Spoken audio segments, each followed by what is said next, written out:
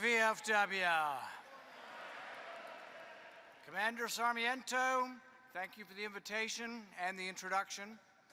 It's an honor to be here with you along with so many heroes of this country and this organization. We all know that the VFW has worked tirelessly to ensure that those who have fought are represented when they return.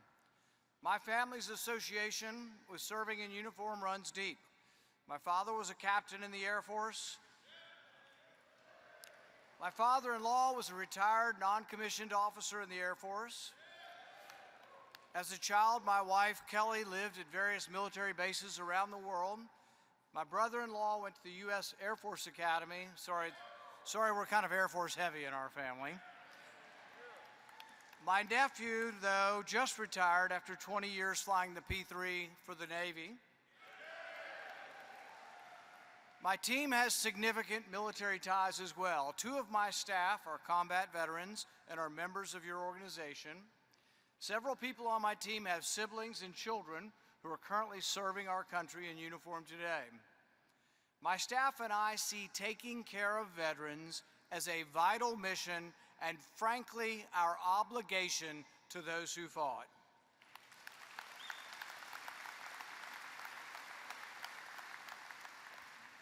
I also consider that mission directly aligned with another, ensuring our country is strategic in its foreign policy.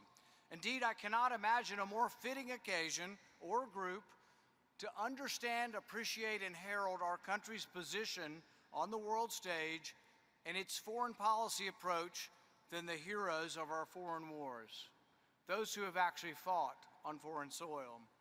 To me, there is no more important debate, no more important vote than a vote on whether or not to send our young men and women to war. I do not take this responsibility lightly. When war is debated, I carefully weigh the arguments for war against the risks to each and every soldier. I don't see war as some grand game of chess. My views are best summarized by Eisenhower, who wrote, "I hate war as only a soldier who has lived it can, only as one who has seen its brutality, its futility, its stupidity." Since the attacks on 9/11, Congress seems to have forgotten Eisenhower's admonition. Congress has simply abdicated its role in declaring war and left the decision-making to the president. Congress has allowed a vote in 2001, a vote I would have supported a generation ago, though, to be used to take our soldiers into combat across Africa and the Middle East, despite no authorization from a current Congress, despite no vote on whether we should be there. We now have more combat missions in Africa than any place in the world. Because of my steadfast belief that the Constitution only allows Congress to declare war, I often stand alone. I am sometimes a minority of one. But I promise you this: war is too grave a choice for Congress to run from or evade. I, for one, will not avoid or shirk my duty. I pledge to you, veterans of foreign wars, I will vote against any president of either party who tries to send our soldiers abroad without a declaration of war.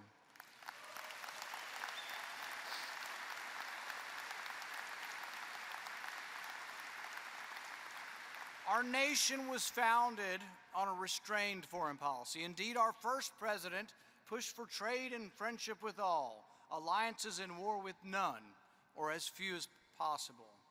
We drifted from this throughout the latter half of the 20th century, culminating with Vietnam. Traditionally, American foreign policy was restrained, reserving military force as a last resort. It was a restrained realism in foreign policy that brought down the Iron Curtain but avoided World War III. But our traditional restrained foreign policy has slowly been replaced by a desire to be everywhere all the time, by a belief that military intervention is always the answer. As a consequence, America has become mired in multiple civil wars in a variety of locations with arguably limited national interests at stake.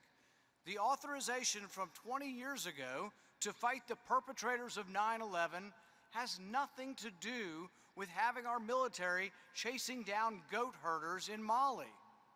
Yet 4 of our finest young soldiers died there in an undeclared war with a murky mission in sub-Saharan Africa.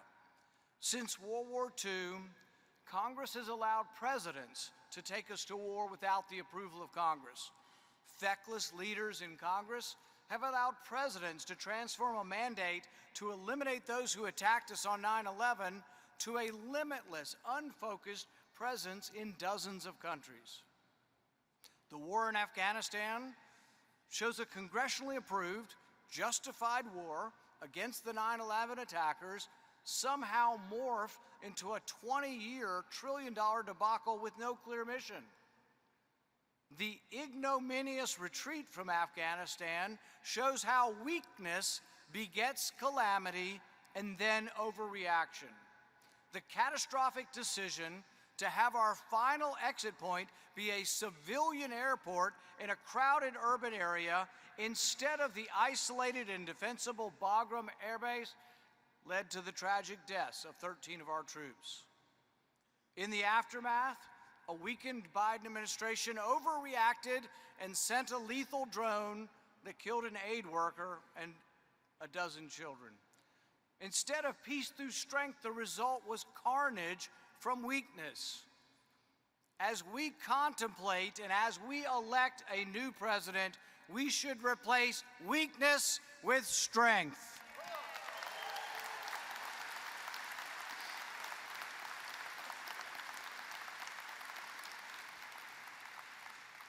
As the long war in Afghanistan was coming to a close, the world was busy changing. Civil wars of limited focus and limited consequence are being eclipsed by a great power conflict with the looming risk of disastrous outcomes.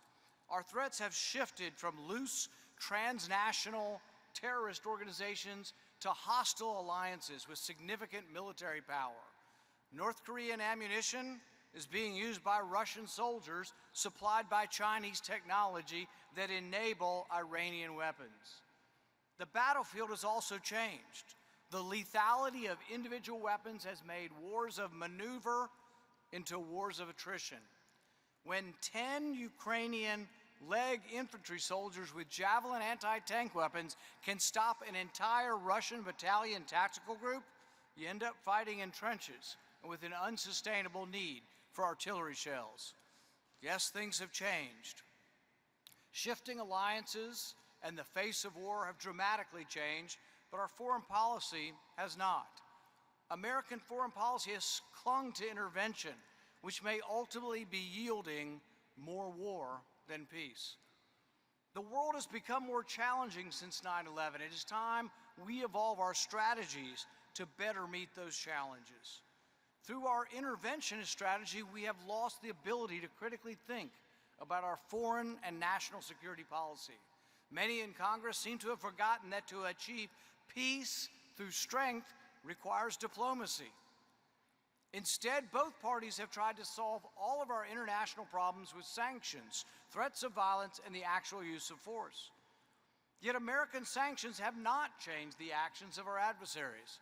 I've repeatedly asked the Secretary of State to identify what, if any, changes Russia or China has initiated because of sanctions. I'm still waiting for an answer. What American sanctions do accomplish, though, is to isolate large portions of the world from our trade. This form of trade isolationism threatens to make war more imminent. Whilst we must be prepared to defend our country and our interest without hesitation, we cannot forget that war must always be a last resort.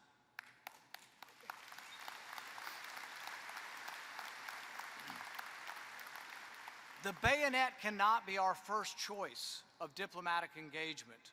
The potential cost of war today is simply too high. Today, our chief adversaries have the capability to destroy our way of life as we do theirs. The consequences of a great power conflict between a Western alliance and Russia or China would be devastating. We would feel those effects in all aspects of our life.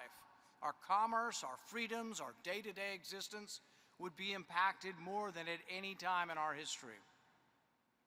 As a measure of last resort, war must be squarely centered on a vital national interest that is clear to the American people.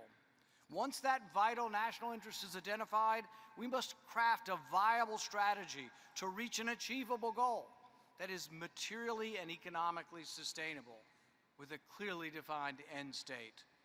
The purpose of war is to make a better peace, not to perpetuate further war.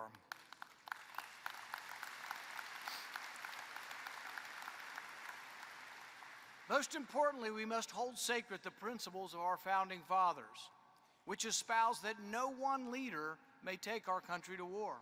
Rather, for the nation to be willing to risk its sons and daughters, its blood, its treasure, war can only be waged with the consent of the people. That required consent is derived from acts of Congress, from the Constitution. Only Congress has the power to declare war.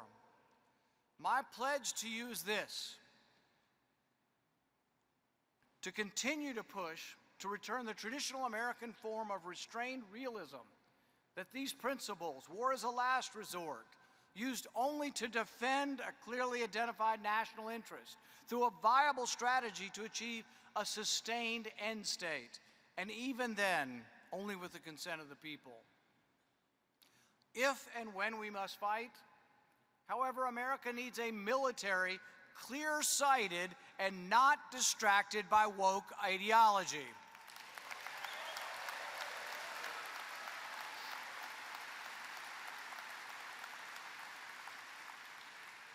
As Churchill reportedly said, people sleep peacefully in their beds at night only because rough men stand ready to do violence on their behalf.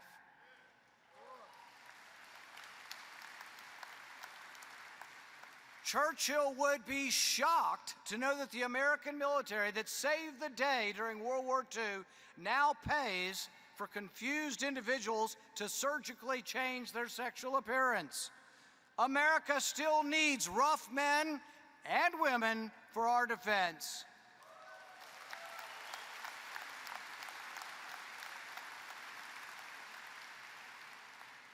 Instead of spending $500,000 taxpayer dollars to remove the manhood of soldiers, let us today demand that that money be spent on the salaries of the rough men and women defending America.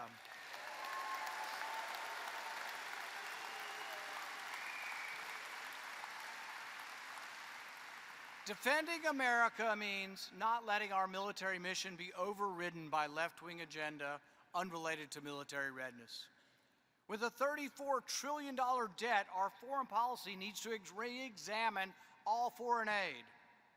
As a consequence of being everywhere all the time, American aid flows not only to dependent allies, but to countries that have the audacity to burn our flag.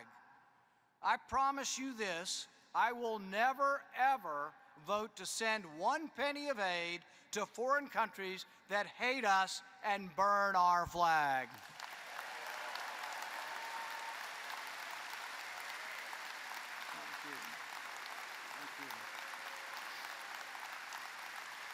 Thank you. Thank you. Those who suggest that we need to be everywhere all of the time will also do the most to ensure perpetual conflict. They throw out historical examples claiming that we're once again in 1938 as we see the Russians invade Ukraine. My fear is that we're actually once again in 1914 and that escalation draws us sleepwalking closer to a nuclear confrontation. Prior to World War I, the nations of Europe lacked the diplomatic intellect to avoid a calamity that killed millions of people in the horror of the trenches on the Western Front and saw the rise of a communist empire in the East. How different would the world have been had the diplomats of 1914 been better thinkers and the leaders more restrained? Was the honor of Serbia a vital interest to Tsarist Russia? or to Imperial Germany, as we consider history lessons, let us remember that the governments who drew the world into the Great War, into World War I, over something that wasn't a threat to their vital interest, Tsarist Russia, Imperial Germany, Imperial Austria, all were gone by the war's conclusion. President Eisenhower said, "I have one yardstick by which I test every major problem, and that yardstick is it good for America?" Ike unashamedly placed American vital national interest at the forefront of his thought. These philosophies must be our guiding light. Which brings me back to those of you who have served to defend our country, our Constitution, our way of life. To best fulfill our leading role in the world stage, we should follow your example. You wore the uniform to protect your country, your families, and to secure a more peaceful future for your descendants. You didn't risk your life for a foreign flag. You fought for the American flag, for your family and for the American in the foxhole next to you. We owe you a debt of gratitude, but I ask more of you. I ask you to remind everyone what it means to be American. Remind us that we can work together, regardless of our backgrounds, our skin color, our religion, our political beliefs. We can work together. Remind us that we owe our allegiance to the Constitution of the United States and the liberties which it guarantees our people, liberties which were given to us by our Creator. Veterans of foreign wars, let your voices be heard and remind Americans that we should not go lightly into war. We face many problems here at home. We face a crisis at our southern border.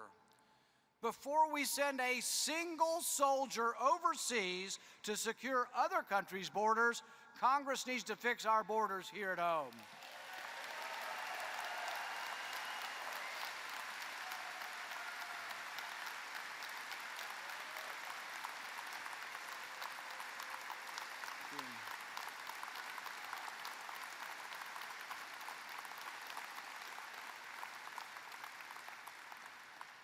The strength of America is our spirit, not at the end of our rifles. Our way of life, our belief in liberty, our unshakable trust that our rights come from a Creator, not a government.